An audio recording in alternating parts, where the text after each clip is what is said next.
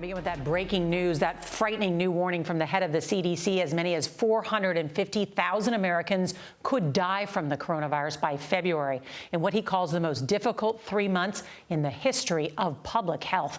Now, that prediction comes from Dr. Robert Redfield, and it comes less than 2 weeks before Operation Warp Speed says the U.S. should start distributing its first vaccines. Great Britain is moving even faster than that after the government there approved Pfizer's vaccine today, launching a plan to start giving shots within days. Well, tonight, the commissioner of the FDA tells CBS News it will take longer for the U.S. to approve the vaccine to assure Americans that it is safe. Still, experts say even when vaccinations begin, the damage from all that Thanksgiving travel may already be done. And as we come on the air, the rate of new infections nationwide continues to grow. Hospitalizations from the virus have hit an all-time high, too. So in an effort to stop further spread tonight, the CDC is once again asking Americans not to travel to celebrate the upcoming holidays. And it's lowering its recommendation for how long Americans should quarantine if exposed to someone with the virus. So listen up. It's lowering the length of isolation from 14 days now down to as few as 7. So we've got a lot of new reporting for you tonight and your family, and our team of correspondents is standing by to cover it all. CBS's Adriana Diaz is going to lead off our coverage tonight from outside Chicago. Good evening, Adriana. Good evening, Nora. We are at the precipice of 100,000 hospitalizations. That's nearly double what we saw in the first peak of the pandemic in the spring. And this is one of the reasons why the White House Coronavirus Task Force says the country is in a dangerous place. Hospitals are being hit by a tidal wave of new coronavirus cases, with predictions of it getting worse. December and January and February are going to be rough times.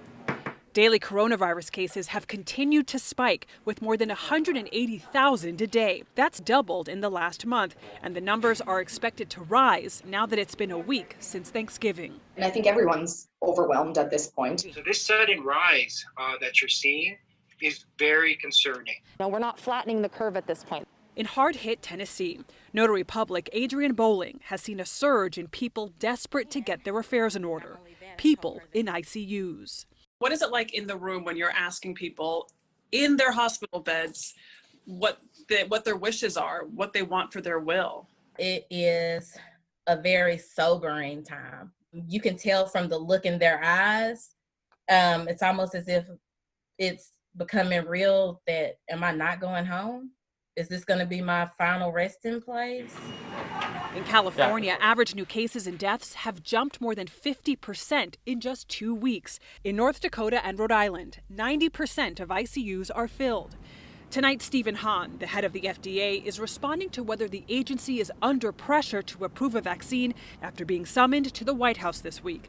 This is what he told CBS News chief medical correspondent Dr. John LaPook. Was there a pressure being applied? This meeting was about understanding the process. What can you do to expedite the process? And we're always looking for ways to do that. We're also learning how many vaccines states could receive as early as December 15th. California is expected to get more than 300,000 doses, New York 170,000, and Montana 10,000. Allocations are based on population. But it's too late for so many. Like Guadalupe Lopez, a Chicago police dispatcher who received this tribute. The crying you hear are his children. My dad devoted 33 years of helping officers go home to their families. Their mother, Maria, has no idea her husband was given full honors after his death because she's in the ICU battling COVID. Hopefully mom comes home and we'll be waiting for her with open arms. You know, that's all we want for Christmas is our mom to come home. Their mother is still fighting in the ICU. She's on a ventilator, but she's stable in the hospital behind me. Meanwhile, the CDC is telling Americans once again not to travel over the holidays because of potential spread. They're still waiting to see what the impact will be from Thanksgiving gatherings. Nora? Adriana Diaz, thank you.